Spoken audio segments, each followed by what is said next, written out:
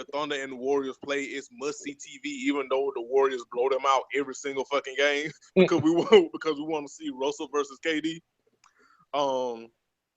But shout out to Russell for trolling the fuck out of the reporters because they asked him, or are you anticipating sharing the floor with KD?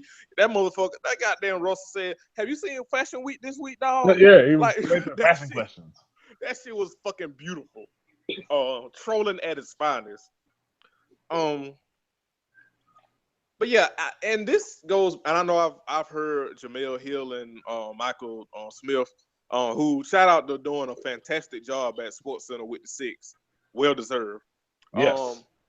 They touched on this too. Like, I wonder how much I'm talking about the media and the fans, overstated how much of Kevin and Russell had a relationship and how much close they were.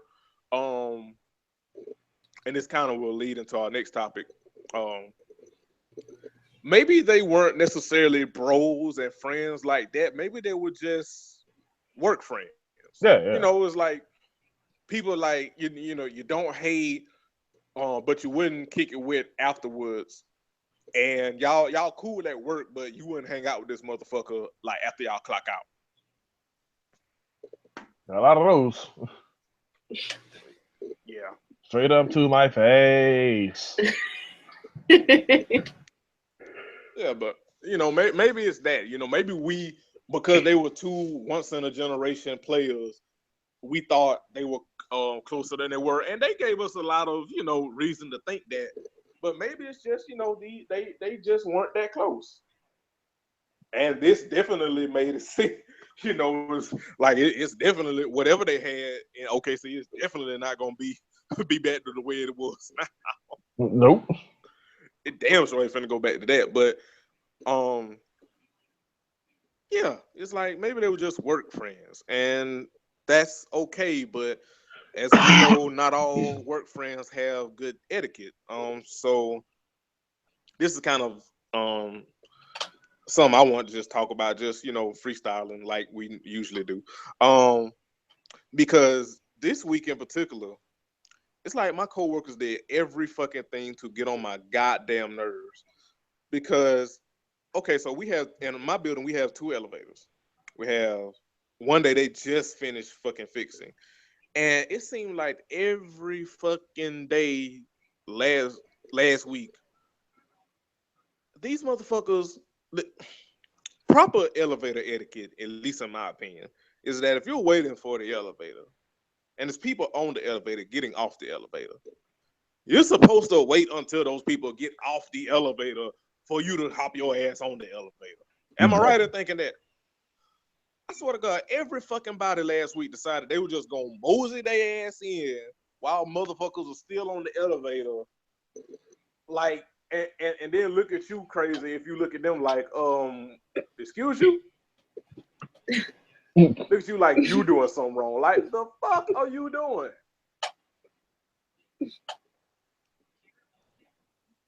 That's how it is, like riding the train in New York, though. Like, it's like a mad dash to like get out the door, but yet you have people like trying to knock you down and get on the train, and you're just like, well, can you give me time to get off, and then you can most certainly get on.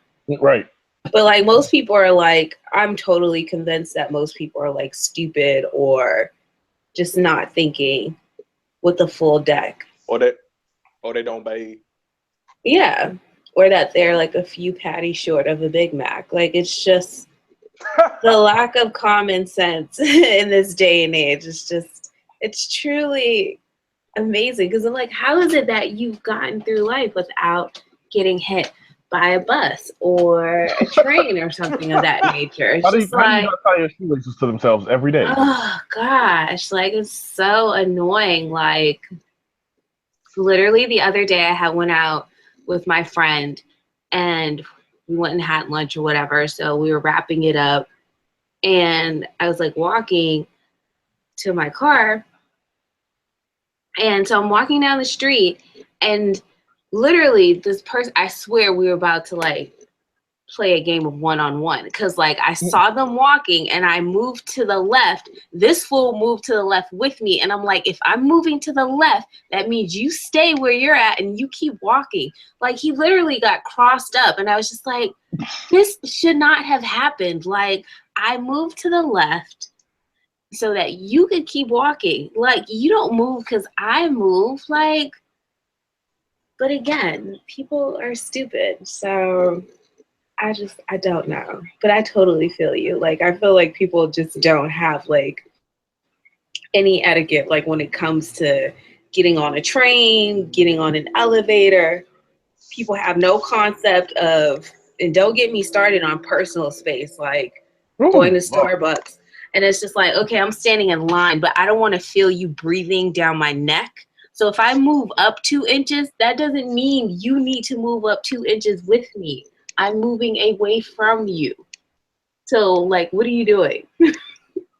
What are you doing? Like, and that invasion of personal space, that, keeping with the theme here, that translates to the workplace too, is because motherfuckers have no Concept of personal space. Like, if, like, and this ain't even, well, I give you a prime example today. I went on my lunch break, and I'm fortunate, like, I work right near the Cumberland Mall. So all I gotta do is like literally go, like not even 2 miles, and boom, I'm right at the Cumberland Mall food court. I can eat like a motherfucker for my lunch break. So I'm standing in line waiting to get me some Thai food, and this white lady, she proceeds to try to start a life conversation with me while I'm waiting with my headphones in, mind you, for my fucking food. It's like, I'm not trying to have a philosophical conversation with you. I don't even know you. So like, I don't even know you, and like, I'm not trying to have a deep conversation. I'm really just trying to get this sesame chicken and go about my day. Like, and then like the shit that she tried to spark a conversation with is like, listen, I'm not really trying to have a conversation about politics with white folks, because y'all the ones who voted Agent Orange in, as Busta Rhymes said. So I'm not really trying to have a conversation with white folks about the election, and I'm damn sure not trying to have a conversation about the election in line to get some Chinese food. Like, what the fuck are you doing, white lady? Like what actually are you doing? That also brings another conversation. Co-workers that want to talk to you about current events, and they ask you. Can't relate. Me either. Count your blessings. Count your blessings, beloved. Like, I'm just gonna go out on a limb here and say that work is not the place to talk about Umar Johnson. I'm just gonna go out on a limb here. Good evening, family. Look, This is Rasan Delay, coming to you from the great city of New Orleans, Louisiana. I don't want to talk about that nigga Omar Johnson too long. That pan fucking con man. like, Dan, have you shown that to anybody from Louisiana that's not on Twitter? And like, if so, what was their reaction to that shit? I have not actually. Like, I kind of feel guilty because I'm keeping that to myself. But yeah, I'm keeping that to myself. That shit is so funny. I don't want to like mess up my ability to laugh at it because I showed somebody else the shit. So talking about you, Pan African. You a pan fucking con, man. Is what you is. Old Maul Jones. What was it? Like that Frederick Douglass lace front wig he was wearing? I was like, what are we doing? Like, what is this? What is happening? That motherfucker had a You know, the crazy part about that, he looked like the Crying Jordan meme. He did. He looked like the Crying Jordan meme. He did. I'm like, what is happening? Another bad workplace etiquette motherfuckers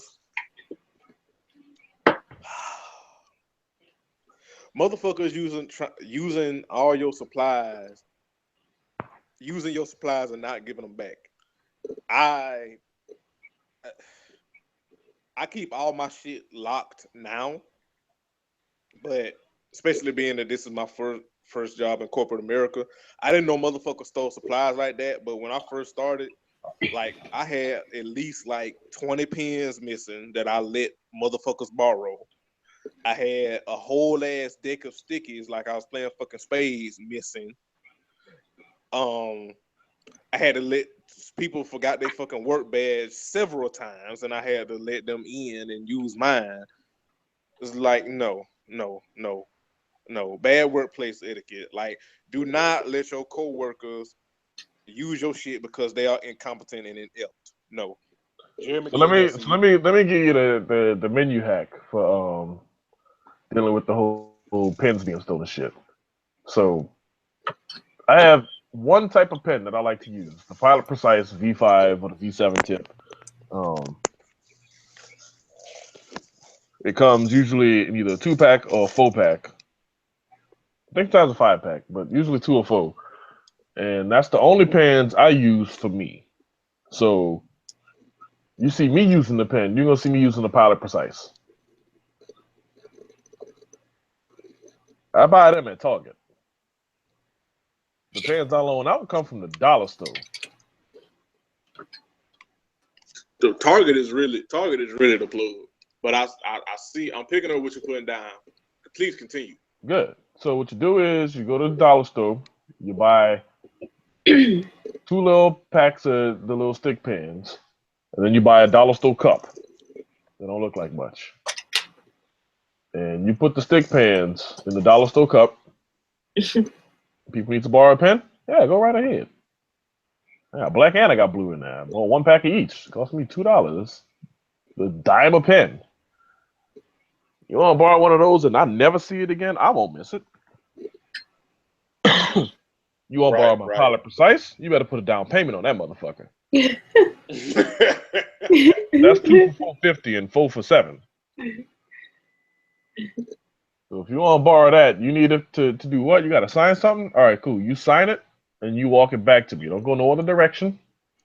You come back to me. You know where my desk is. And trust me, I'm watching. I'm charging you about a minute. In the words of King Marshall, you know why I'm here. So yeah, I don't play that shit with my pens at all. Like, again. Yeah, me either. When I was working, I was very like protective of my pens and like my Post-its and stuff. Now, like my snacks, I would share like my work snacks like with my cool coworkers, but like my pens and Post-its, like those were off limits, like all day. Right. All day. Jeremy learned that, so you won't have to go through that. Jeremy learned that last. We already know about that. Right. What you talking about? You don't have to go through that. Oh. I mean, I guess we doing the show and all, but yeah, like I would. We put you all game. Yeah, because I'm like, no, you can't use this. Like, this isn't for you. This is for me. And I actually had like a little, because I'm somewhat like of a organized freak, so I had like a pen bag that I purposely like would hide in my desk that people wouldn't see it, because I'm like, you're not about to steal my good pens and then I never get them back, and then I can't write the notes that I want to write with my favorite pen because you stole it. Doesn't work like that. So that ain't how this works. That's not how any of this works. But all right, so yeah, so I think we at that point we're gonna wrap up here, but not before we recap for our retro recap the Love and Hip Hop reunion. Yes. And speaking of bad etiquette, of course, this was a hilarious hot ass mess. and I can't wait to talk about it. And I have I'm so excited. someone who me and Lex's love language is fighting because we fight almost every day. That can't be stressed enough, but it's all love language. That's it wouldn't be us if we didn't fight every day. Um, and actually, y'all gonna get a treat because Dan actually has something to say about Ratchet Recap this time around, which he'll do when we get to that part. So first of all, Lexi, how did you enjoy the reunion part one? I must say they really upped the ante this year with like the fighting. Like I feel like it was more than usual. It was like Right. For I'm New gonna York, that is. yes, I mean, well, you know, it is New York, so you know, whatever. You gotta shoot the fair one, you gotta shoot the fair one. But it was very like wild and just like I think my most favorite part of the reunion was like these old ass niggas like Oh, we will get to arguing. that.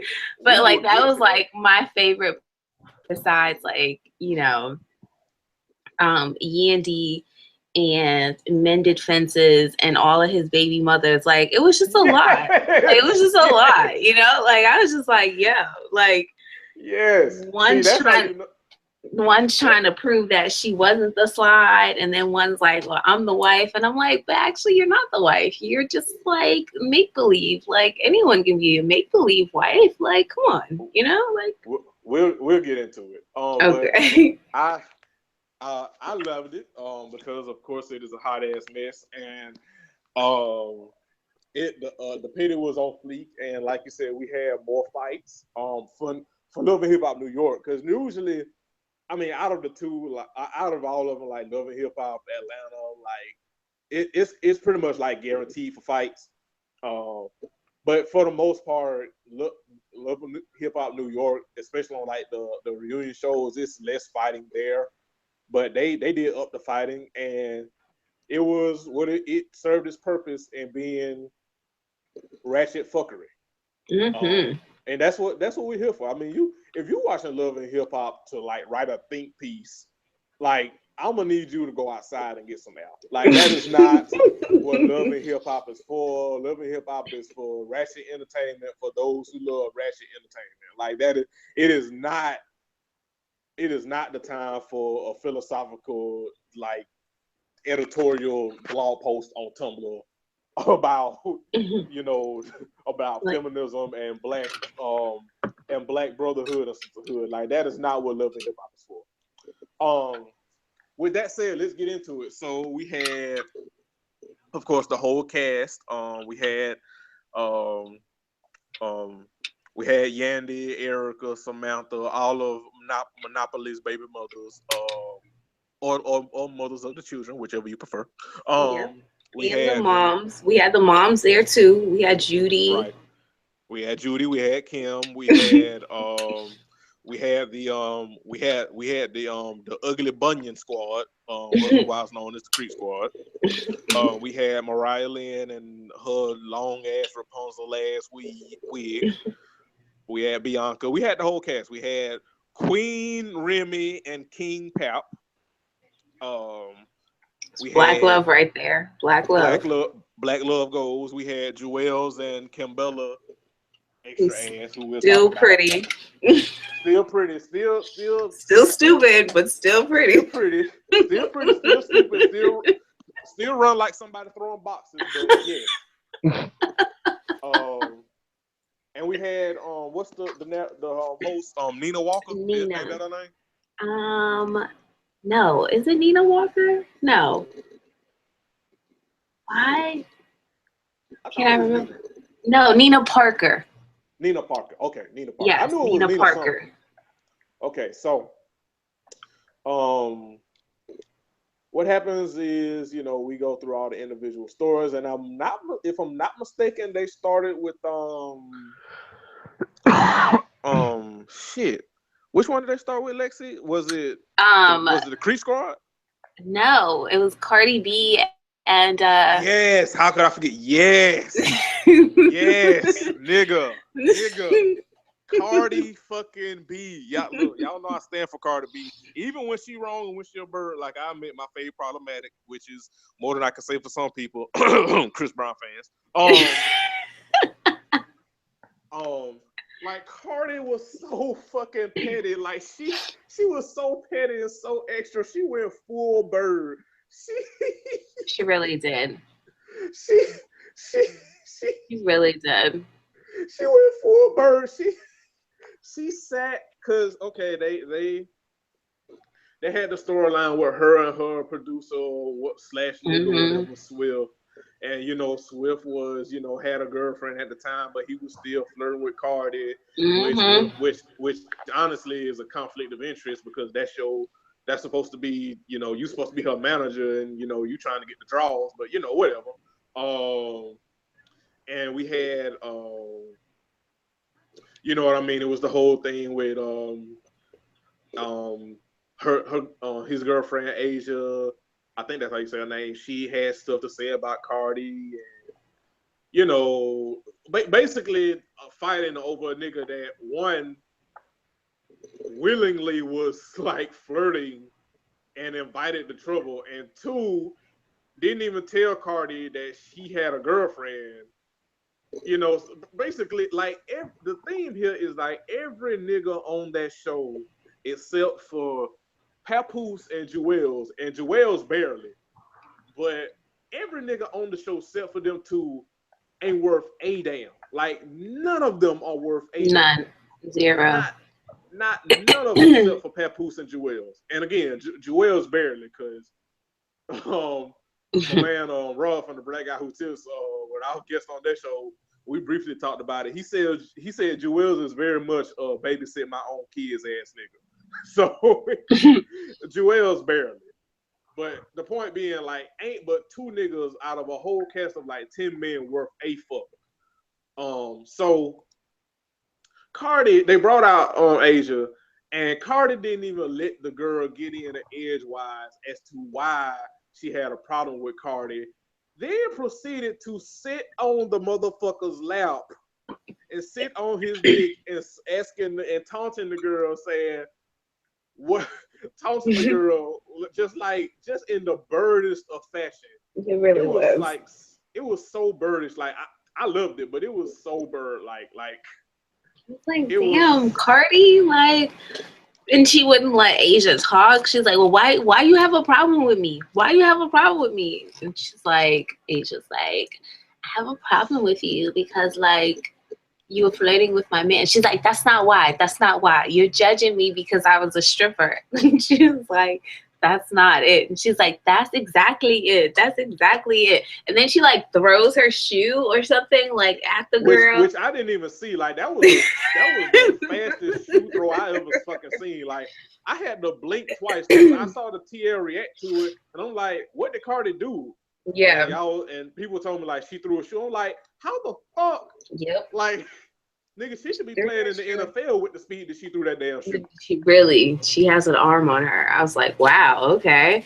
But yeah, and then she's like, and then what's his name? I don't even, like, the producer, he's not even memorable. What's his name? Like, I can't even remember his name. Is it Sticks or Stacks or whatever? I don't know. Swift. There you go. Something of that nature. And he's like, the host is like, well, are you guys together? And he's like, well, no, not anymore. Like, like he tried to make it seem like it was her fault. Right. Like, gosh, like, you were so trifling. But like, nigga, you was very much trying to stick your dick in Cardi B. Like literally. Like literally. Let's not do that. Don't do that. Let's not act like she didn't have some valid reasons. Right. Mostly because you didn't handle that situation properly. Like you had a whole ass girlfriend and you was up here flirting with your artist. Like, yeah, let's not act like you are like innocent in this at all. Like let's not, that's what we're not going to do. But yeah, so they were a mess. And then who did they move on to next? Was it the Creep Squad? No, it was the Creeps. No, because then no, was it? or was it Mariah Lynn and or No, was it it Rick? was it was because you don't remember like the Creek Squad was kind of intertwined with Mariah because Oh remember Peter yes, gave that yes. damn speech. So yeah, they did. It was the Creek Squad. It He was the was Creek Squad. like, maybe you shouldn't, like, this is no shot at you. And I'm like, you of all people do not need to be giving anybody any type of advice. Like, You know what though? you. But the sad part about it is it was sound advice. It was. That's the thing. Like when a nigga like Peter is giving you sound advice, that's like when you know you got life fucked up. When Peter fucking Guns is giving you when Peter fucking Guns is giving you sound like life advice, that's when you know you got life fucked up with. Like She's that. like, when a nigga with like, I don't know, 1,000 but kids, literally, like, he could start his own country and his own military and be okay. Like, and be okay. like on the highest of lowest of keys, like we kind of like we could like use like all of his children for like when the zombie apocalypse happens, because like he got a squad. He does. He Like, could start like his own NFL team, like if he really wanted to. Like honestly, truly, he really could.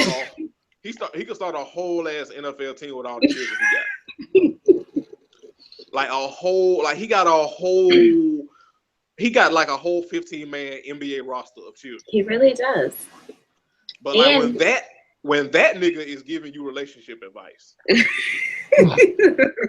Well, not even relationship advice, but like life advice. When that nigga is giving you gotta reevaluate your own life. It's like a nigga. It's like and I'm gonna use like personal experience in this. It's like my cousin, who like that motherfucker. When I was living with my folks, that motherfucker got paid the same time as I did every fucking week, and every 2 weeks. And by the time, like, he'll get paid Friday, and by Saturday, his whole check will be fucking gone. Like if a nigga like that is giving you life advice, that's when you know you got to reevaluate your own. And that's the kind of shit what happens when Peter fucking Guns gives you sound advice. Like it's not even the fact that he gave her advice, but he gave her sound advice. Like, yeah, if it wasn't from Peter Guns, it would be it would be some shit that you would be like, okay, this motherfucker, yeah, this motherfucker know what he's talking about. Yeah, I like him. But it's the fact that it's Peter fucking Guns who named his child Bronx. Like, the fuck. You gotta rep for the BX all day. You know, like New York people have a thing for just like repping their boroughs like super duper hard. Like, yeah. I mean, a part of me, not to like, sidetrack all the way, but a part of me is like still hurt that Jay did not name his first child Brooklyn Carter, because that's what he said on Hello Brooklyn. But that's neither here nor there. But go ahead. The rapper's live. Yeah, I mean, that's neither here nor there. I mean, he made it up. He's made it up to us with like having like the person that's like gonna save the world, like especially with her like twin, her brother and sister get here. Like, so I mean, it's fine. It's fine. It's okay. But yeah, it's fine. It's okay. But yeah, so they went to the Creek Squad, and Cisco and Rich have like the most light-skinned ass lovers quarrels I have ever seen in my damn life. Cisco is like a messy bitch who lives for drama. Wait, are we talking about Drew Hill, Cisco? No, don't you do that. Don't you dare do that. Don't you dare insult. I don't have a frame of reference. I don't know. Like, I don't know.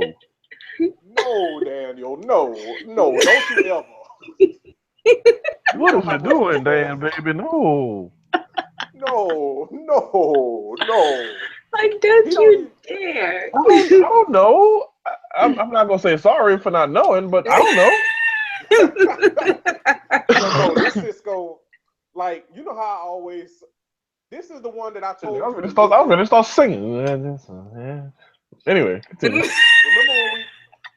Remember when I told you to Google one of those motherfuckers that looks, and I told you that he looks like a Diglett? Yeah. It's not him because that was DJ Self, but Oh, say wait, his name is Cisco too? No, but imagine that dude that I told you to Google, but light skin, and it would be Cisco. Okay. Yeah, he looks like a fucking thumb. He looks like a thumb with fucking eyebrows, but he is a messy bitch. Oh my god, you are so right. Looking at that, Like he who is with the look in the eye so devilish. One day we will have Cisco appreciation again. The hip hop spot, and she cruise to the crew to connect the dots. Wait, did you guys hear about the fake Cisco that was like sitting front row at all the New York Fashion Week shows? Wait, what? She had dumps like a truck. Fake Cisco did what? There was a fake Cisco who was like front row at like all the shows in New York Fashion Week. Hello? Jeremy's trying to scold me. Oh. Baby! Nigga! What are you doing? This nigga. I like the way. No, there was like, I'm gonna have to send you the picture like once we're done, but there was like a fake Cisco. Yes, please do. It was sitting front row, New York Fashion Week at the Yeezy show. I want to say. Of course, it'll be at the fucking Yeezy show. Who else was it? He went to quite a few shows. Like it wasn't just the Yeezy show. Like, well, damn, this motherfucker had a career. This motherfucker had a career impersonating Cisco. The fuck? But he was like a light skinned version of Cisco. Like he wasn't even like. Damn. Niggas, boy. Okay. But yeah, you're so right. Cisco and Rich have like this lovers quarrel that's just like going on. What? That's like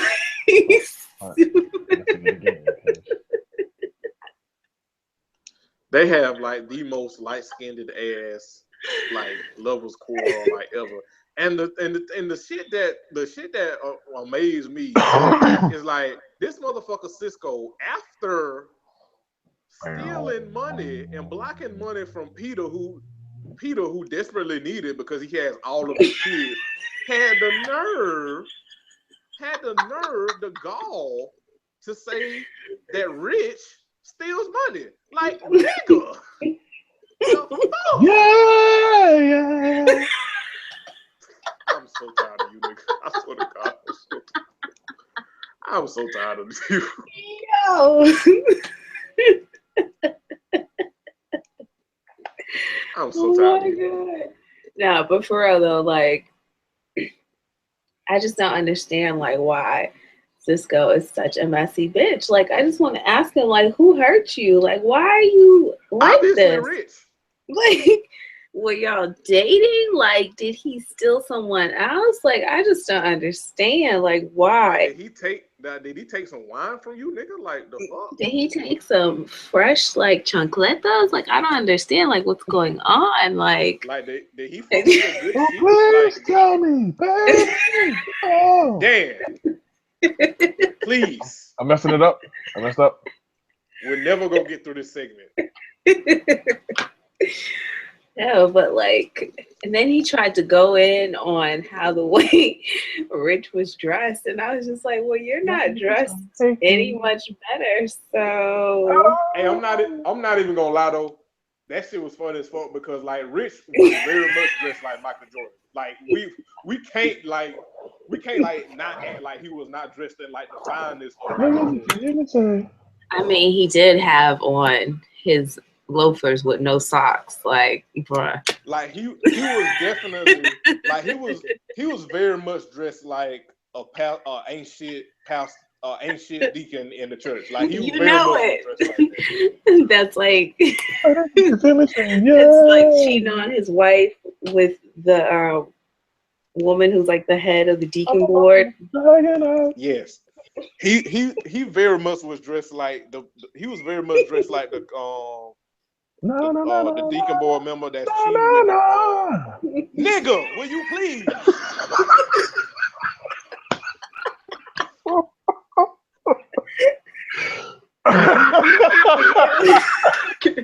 Shit. Yeah, he's really like going back, like release the dragon. Damn it, we already had a Cisco Appreciation Week. I mean, Unleash the Dragon, bring it back. Nigga, damn. You gotta let him relive it, you know? Let that man cook. Let He that only doing man. this because we got on him about not knowing who Cisco is, though. That's the only reason. Pretty much. Jeremy knows me well, so. Let me see, what else happened? Like, it was just a mess, but I can't wait for, like, next week, because I'm like, oh my God. We haven't even got, because I know, we haven't finished. I know, we gotta finish. Like, okay, so Creep Squad, they're still fighting. This is another thing that I just don't understand. Like, these niggas are like 70 years old. Like, Peter Guns is a grandfather, okay? Like, let's really talk about this. Peter Guns is a grandfather, and you are still beefing with niggas over who's gonna be the leader of the Creep Squad? That was the whole shit. Like, and like man, these motherfuckers, particularly rich, riding hard, shit. What's the other one? It's Rich, Self, and Cisco. Those three in particular. Peter ain't really, out of all of them, Peter ain't really worried about who started the Creep Squad or whatever. But Rich and Cisco and Self. Yeah, like they are really. Hold me back. Try to hold him back. Damn. Please. Please. Thugged out, niggas. Thugged out. Can we finish the segment, please? Cause you're all my niggas. Huh? Can we finish the segment, please? Yeah. We live, baby. Yeah. Without the background noise, please. My man, Dan. Rock with the get you, got. That's the one, baby. Yeah.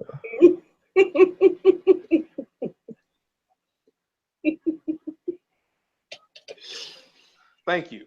I can't. But yes, these niggas are 170 fucking years. These niggas are Morgan Freeman age, and they are. No, they're Morgan Freeman and Cicely Tyson. If you take their ages and combine them together, that's how old the Creep Squad is. Jesus fucking. Great value to phone here today. And like, I can't arguably dispute this because it's true.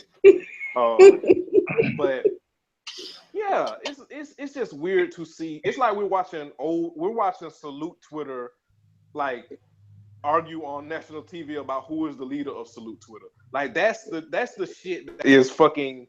It's fascinating but scary all at the same time. Because if these niggas can get a show, why can't we get one? That, and I'm afraid to like think that a Twitter nigga would like get like time like this. But we're watching Twitter niggas live, so it's like it's not that far fetched at all. At all. But yeah, so they get to try to fight, and you know, obviously the security breaks it up and shit. And I actually want to see next week because I do want to see Cisco and like Rich fight, because I don't think I've seen a naked mole rat fight unless it's on, you know. So I'm very interested to see the shit, to be perfectly 100% honest. But yeah, so then we get to, and then Nina has the nerve to ask Papoose why he ain't in the Creep Squad. Miss, do you see Remy? She will shoot him. She shot someone. Like, Remy is the type of woman and the type of wife that will kill you before she lets you be a fuck nigga. That's like it. That's why Pap ain't in the goddamn Creep Squad, because one, he's a grown ass man, right? And two, he's a grown ass man that actually acts like a grown ass man. Right. Three, Remy would fucking kill him if he turned into a fuck nigga. Yep. Like she would legit kill him. She's like the only rapper that we can actually say, like, one of the only rappers that we can say that she's actually about it. Like she shot someone in the stomach because she was giving me problems. Like, okay. She shot Just a whole ass woman in the stomach. in the stomach A because whole ass woman. Got with the get you got.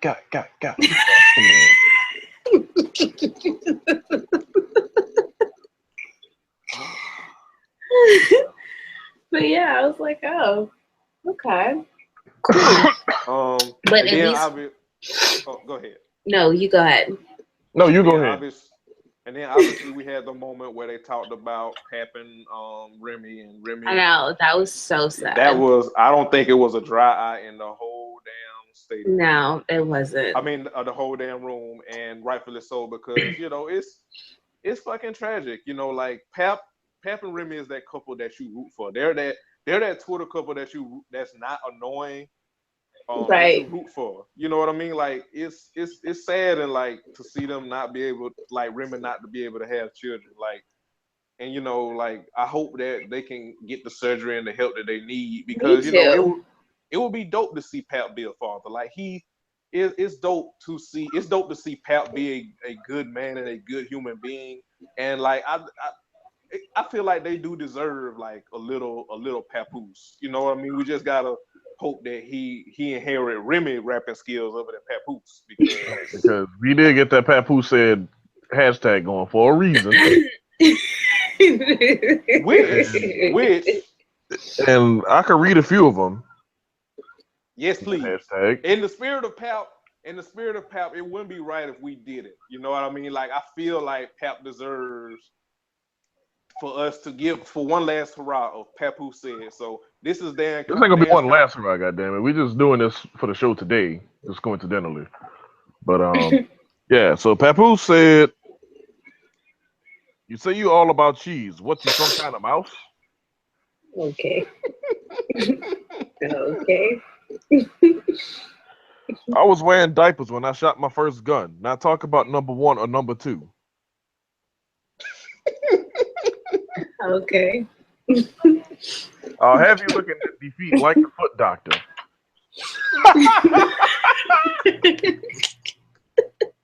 That might be my favorite one. Oh my god. Oh he hop no. up, I shoot him in the hip. You can call that hip hop. Bro, what? Yo. When they can load the guns for free, call them a freeloader.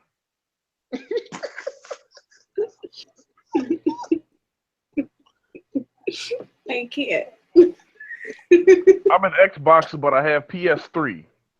What does that even mean? What the fuck does that even mean?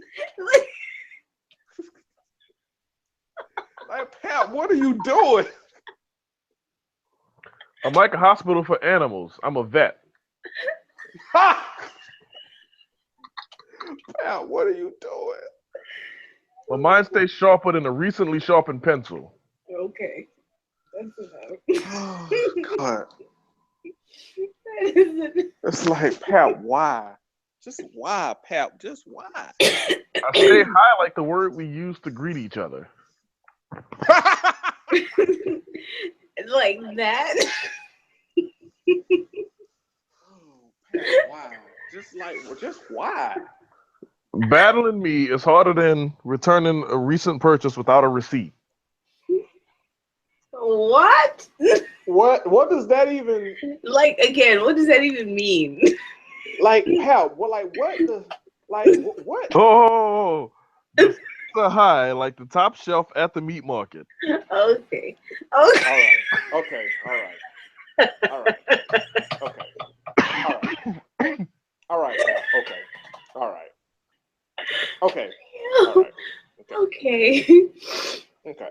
I stay in shape. I do sit-ups to keep the six-pack. I'm like Tupac times 3. You niggas don't want it with Pap. Okay. Okay. All right. All right. I feel like Pap became like a good husband and a good man to make up for the fact that he is a horrible fucking rapper. Like he had no choice but to be a stand-up dude because he is so fucking bad at rapping. All right, you ready for the other one? These No, rappers but is go ahead. corny. They bars so stupid. That's why I send fireballs at them and tell them Hadouken. Okay. You know All right. what? Okay. All right. Okay. All right. Son know he can't come in my hood because I'ma hurt him. I stopped son from coming in like curtains. I see what he did there. I see it You do? a little bit. I get at niggas like an email address.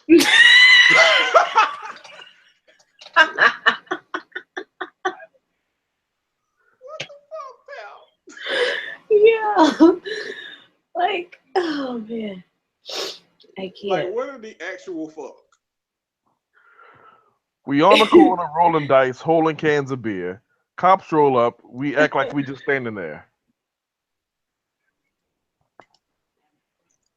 I just want to know what in the actual fuck is wrong with Pal. All right, this is the last one I'm gonna read. I promise, because I don't think it gets any worse than this.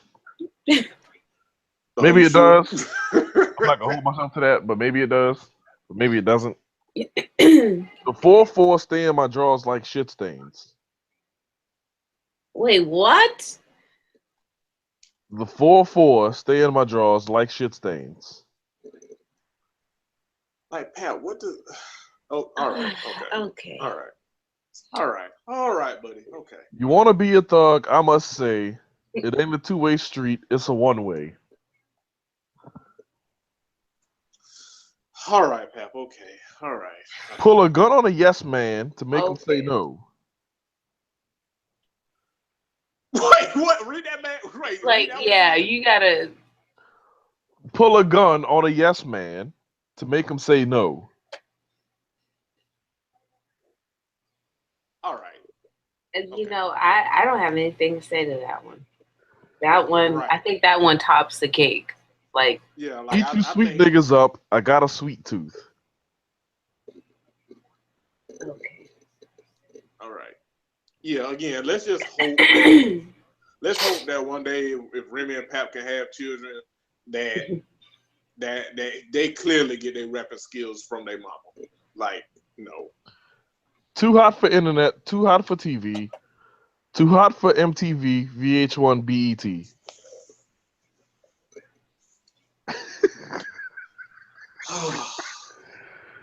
Again, if you want to just again, this is all from the just if you want to laugh, just visit the hashtag Papu said,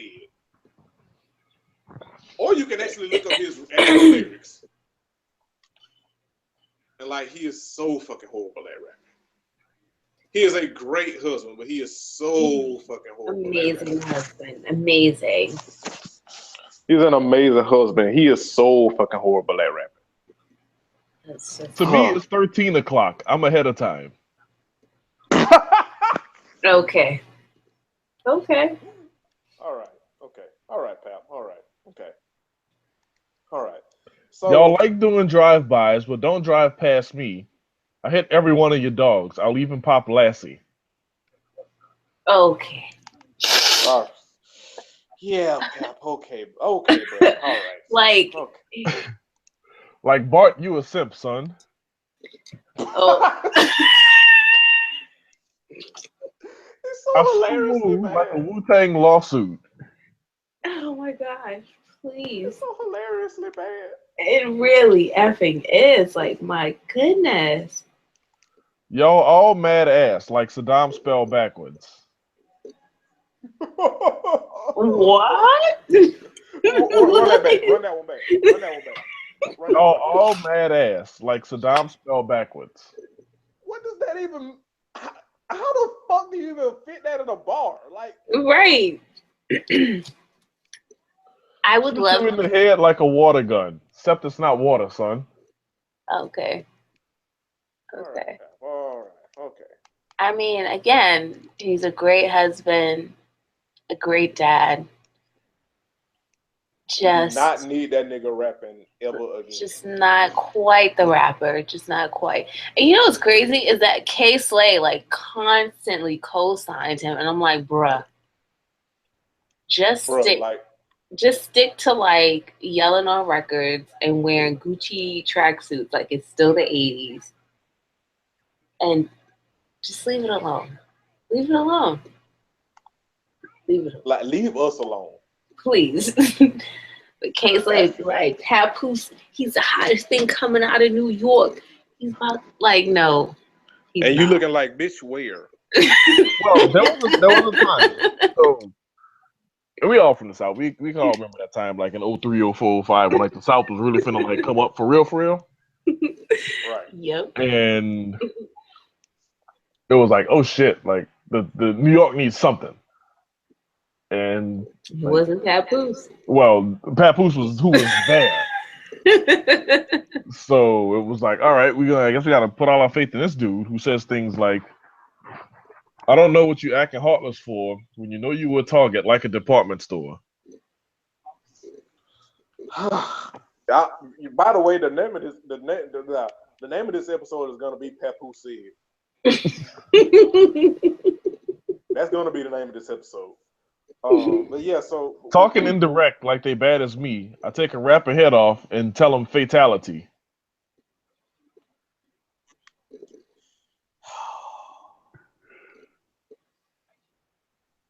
say no to Papoose, ladies and gentlemen. Please. Please. Please. Please. So They know I bring it straight to the mic like I drafted Kobe.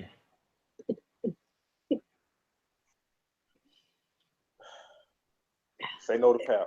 If I know you, I'll loan you a gun. I can't provide it. Bring my gun back. I'll give you your money back, nigga. Buy it. Okay. All right. What was that? No.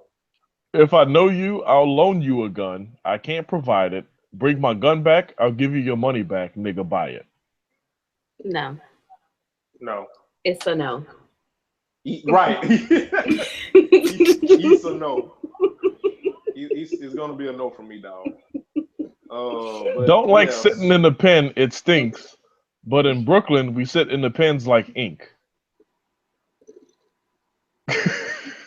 I'm so done with you. I am so done.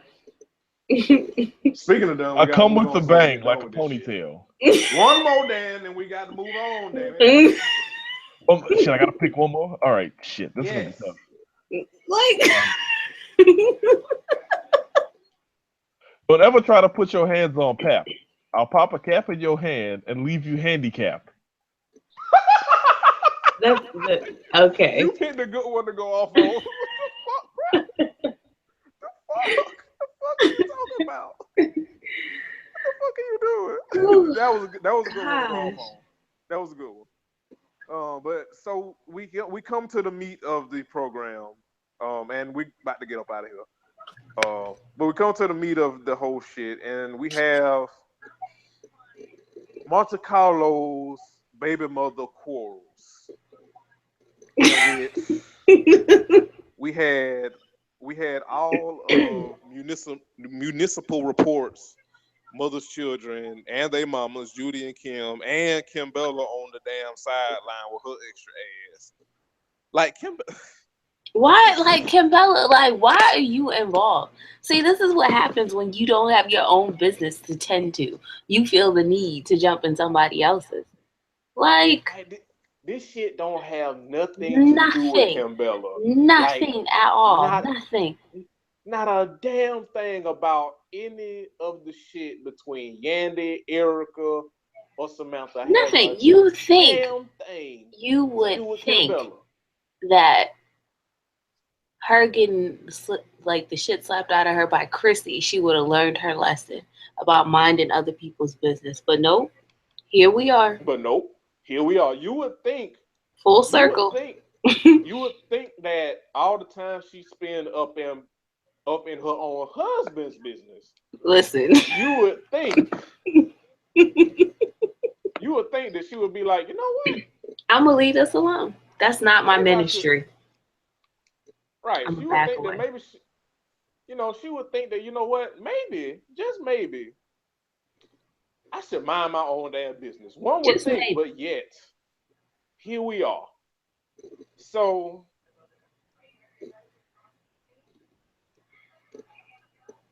she just out here being pretty and dumb. Cause she is pretty. But she's pretty, but one, she don't need to get any more damn work done. No more. I want her to stop. Like them titties is up to the point where they can't go no more. Like they can't go up no more higher, Kim Donna. Like they already her titties are already to the gods. Like they can't go no more higher. Like please, like stop it. And like just get her some business. Just stop it. Just please, just stop it. But anyway, so like Mucinex fake wife, Yandy Harris, who I refer to as like Bundles McGee. So her storyline, like they really dragged this shit out because like we really could have like stopped this shit when it was revealed that like they ain't really married for real. So like we really could have ended this shit then, but we just had to drag the shit out because why not? Because like once it was revealed that like that was her whole trump card really. And like, here's the thing that we're not pissing me off because I mean, obviously, I really don't give a shit about it. It's just entertainment. But Yandy like tries to hold like some kind of like know your role position over Erica and Samantha when it's like this motherfucker clearly cheated and lied to all three of y'all. All three of y'all. All three. Thank you, Dan. Thank you. Oh, so you been about three of y'all. You pick up on that? Motherfucker. Because, like, you know, they had that, you know, quote unquote phone call before the show where Mended Fences was like, right. I wasn't with Erica, you know, like we wasn't doing nothing together, you know, like, and the one time I was like, this nigga is so fucking stupid.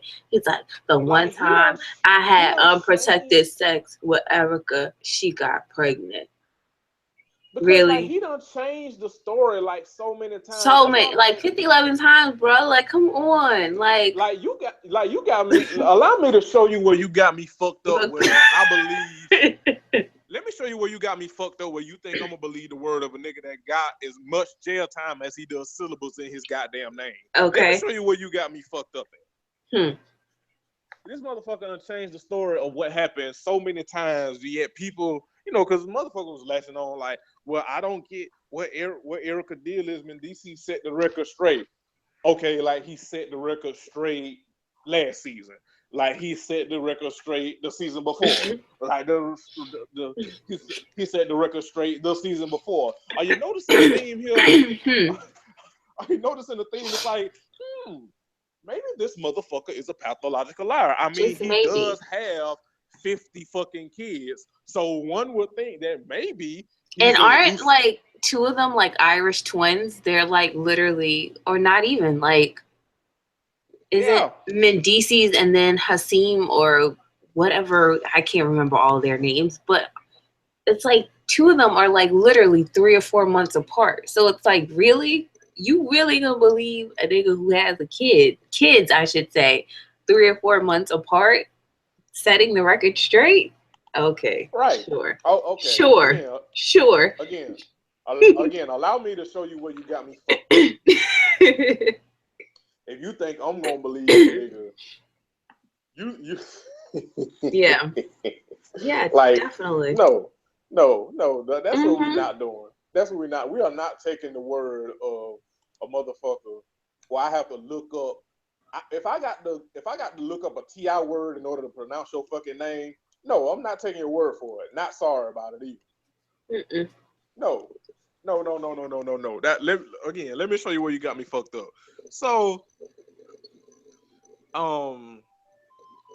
Erica and Yandy get into a shouting match, which Erica's a bird, but protect her at all costs. You know, whatever. Right. So, she got some lovely titties, I want to add. Lovely. Like, they are so glorious. Like, my goodness.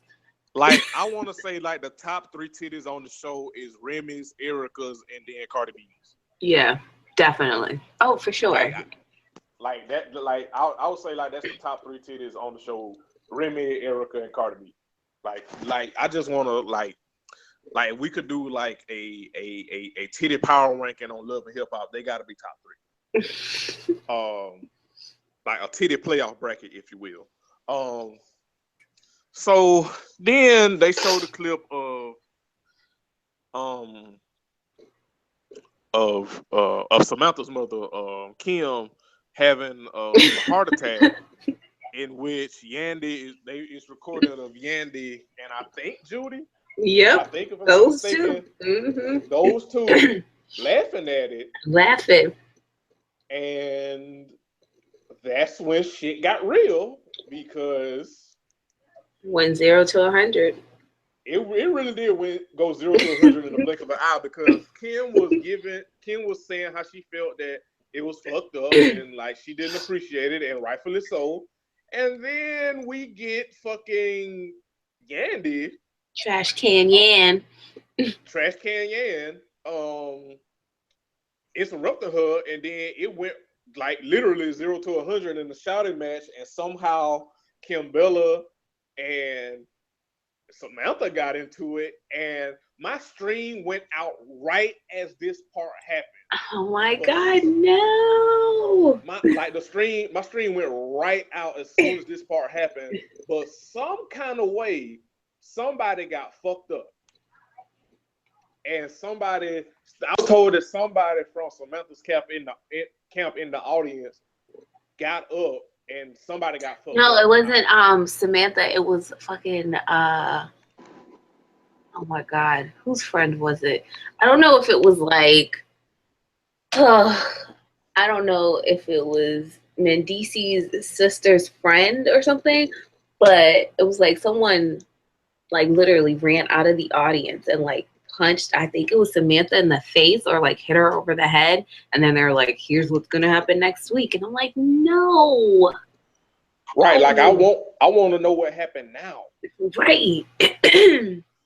Like, holy shit. Now that part I didn't see because like I said, as soon as that shit happened, my stream and my internet got laggy, and it like I said, it closed right at that part. So I was like, what the fuck is going on?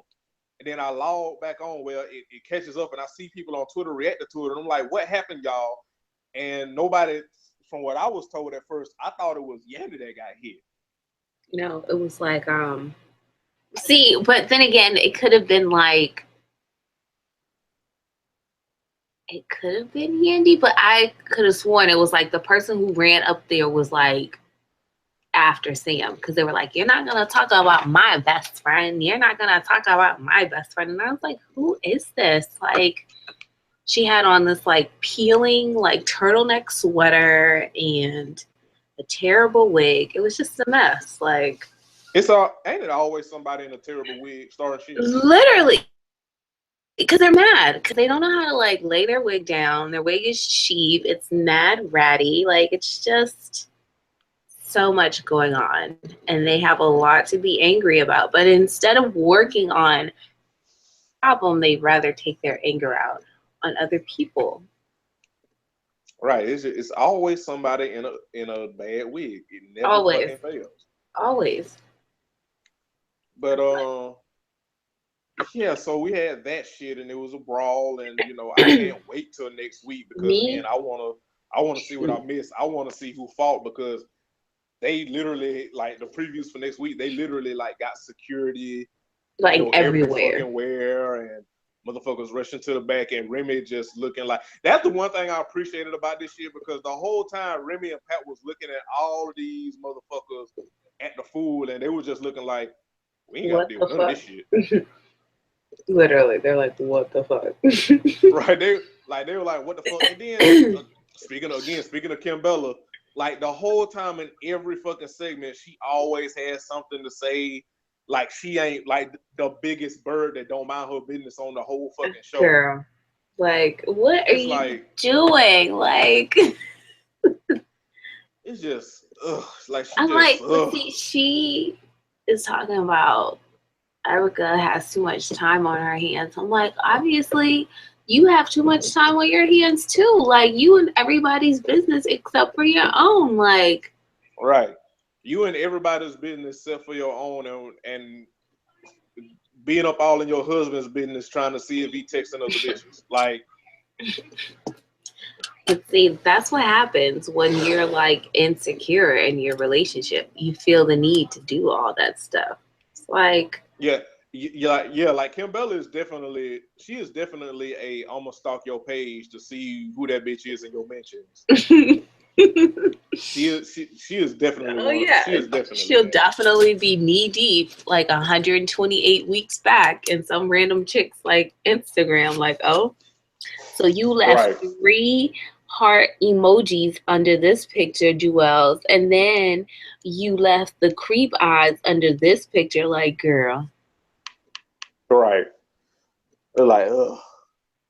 Like low key that I'm low key like I low key want like somebody to like steal off on her because like she and then the thing is she not only does she not mind her business, she got the biggest mouth. the biggest. She got the biggest mouth. Without without the proper backup. Like, if you're gonna be popping off like that, you need to be able to back it up. Like, I feel like they should bring Chrissy back just like one more time, just for Kim Bella. Right. Like in the words of our president, in the words of our former president, still our president, Barack, the Word. only one we acknowledge. Only In the one. words of 44. in the words of 44, if you don't like what I'm doing and you have a better solution, then do that rather than pop off. Kim Bella obviously didn't get that memo. She did. She didn't because she was too busy on Instagram stalking random bitches. That's why she didn't get the memo. She was like, like girl, what are you doing? Like your titties are too big for this shit. Like, but anyway, so that's our ratchet recap. Like, cause we gotta get out of here. I can't wait till next week, and and who knows, we may have Lexi back with us next week to talk about this shit. Because, like I said, I just want to see who fought and who got knocked the fuck out. Me too. That's it. Honestly, Truly. that's all I really want to see. I just want to see what happened. I want to see who got stole and who probably needs to like go to the hospital. That's it. That's all I want to see. Now, is it going to be 2 or 3 parts? Like, I feel like they keep stretching these like reunions out, and it's like, really, just make it like 2 hours long and call it a day. I mean, they've stretched this whole season out if we keep it in a book. I mean, so, they really did. Because like half of this shit we did not need. If we being all the way honest, half of this shit we did not need. So they probably will. They probably will stretch the shit out in the like 3 parts. You know, because I mean because they still got to get to Drewski, who is like one of the top 3 worst white men ever. Ever. We got to get the Drewski. We got to get the Tara and Peter and the 100 million kids. I feel like Tara is pregnant again. Just looking at her face at the reunion, I think she's the child. Yeah, Peter definitely got her pregnant again. Definitely. Like not even. It's like if anybody in close proximity to Peter that has the ability to bear children, they're pregnant. It's gotten to that point.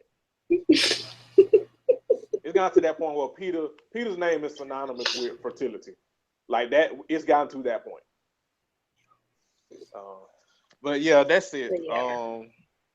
Lexi, thank you so much for joining us.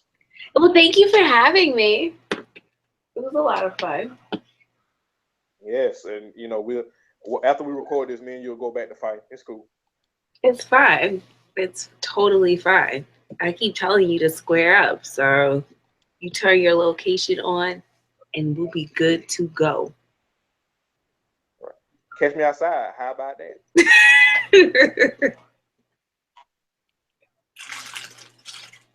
Daniel, any church announcements on your end? Are you gonna like end the show like with a Cisco song or no? He thinking it.